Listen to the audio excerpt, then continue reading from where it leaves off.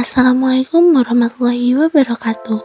Halo teman-teman, selamat datang di pelajaran prakarya. Sebelum materi dimulai, bagaimana kabar kalian? Semoga dalam keadaan baik ya.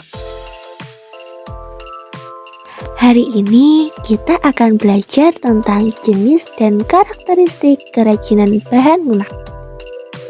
Tujuan pembelajaran ialah dapat memahami jenis dan karakteristik kerajinan bahan lunak berdasarkan rasa ingin tahu dan peduli lingkungan. Beberapa bahan lunak yang digunakan dalam pembuatan produk kerajinan dibedakan menjadi dua jenis sebagai berikut.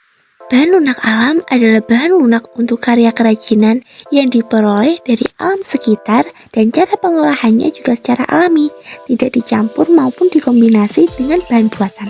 Bahan lunak buatan adalah bahan untuk karya kerajinan yang diolah dan dicampur dengan zat kimia tertentu, sehingga menjadi lunak, lembut, empuk, dan mudah dibentuk. Berikut ini merupakan ciri-ciri dari bahan lunak yang perlu dikenal dan dimengerti. Pertama, bahan lunak alam. Tanah liat. Tanah liat memiliki warna beragam. Tanah liat stoneware memiliki daya bakar hingga 1300 derajat Celcius, sedangkan earthenware hanya 900 derajat Celcius. Tanah liat mudah hancur jika tidak melalui proses pembakaran jika dibakar.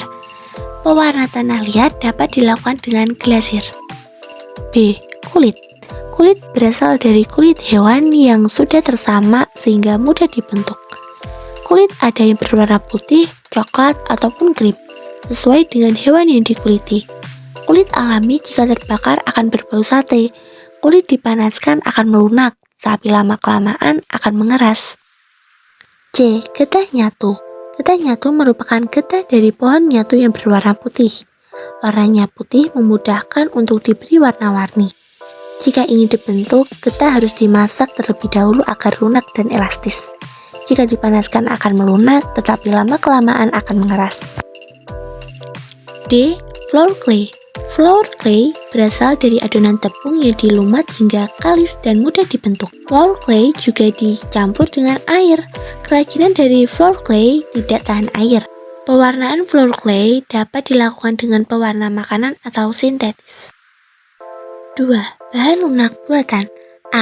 Polimer clay dan plastisin. Polimer clay dan plastisin memiliki ciri-ciri yang serupa, memiliki aneka warna cerah dan bertekstur padat lunak. Yang membedakan hanya pada polimer clay tidak mengandung minyak, sedangkan plastisin mengandung minyak. Pada saat pengeringan, polimer clay dapat mengeras, sedangkan plastisin tetap seperti semula. B. Fiberglass. Fiberglass memiliki struktur cair dan jika mengering akan mengeras. Fiberglass juga dapat dibentuk ketika setengah keras. Kerajinan fiberglass dibuat dengan cara dicetak atau dicor. Campuran fiberglass adalah kalis. Pewarnaan fiberglass dilakukan saat masih cair maupun saat bahan mengering. Fiberglass tahan lama dan kuat, wujudnya bening sebening kaca atau air.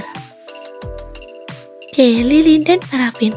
Lilin dan parafin berwujud padat, namun jika dipanaskan akan mencair. Pengolahan kerajinan dengan bahan lilin dan parafin dilakukan dengan cara cetak atau cat. Perwarnaan dilakukan saat lilin mencair. Lilin atau parafin dapat dicampur dengan aroma pewangi tertentu. Lelehan lilin untuk parafin yang terbuang dapat dipanaskan dan dicetak kembali. D. Gips. Wujud bahan gips adalah bubuk dicampur dengan air menjadi adonan yang kental. Adonan inilah yang akan mengeras jika didiamkan. Perwarnaan gips biasanya setelah produk jadi. Gips mudah pecah sehingga harus berhati-hati saat berkarya. Yang terakhir adalah sabun. Sabun berwujud padat sehingga dapat langsung diukir saat padat.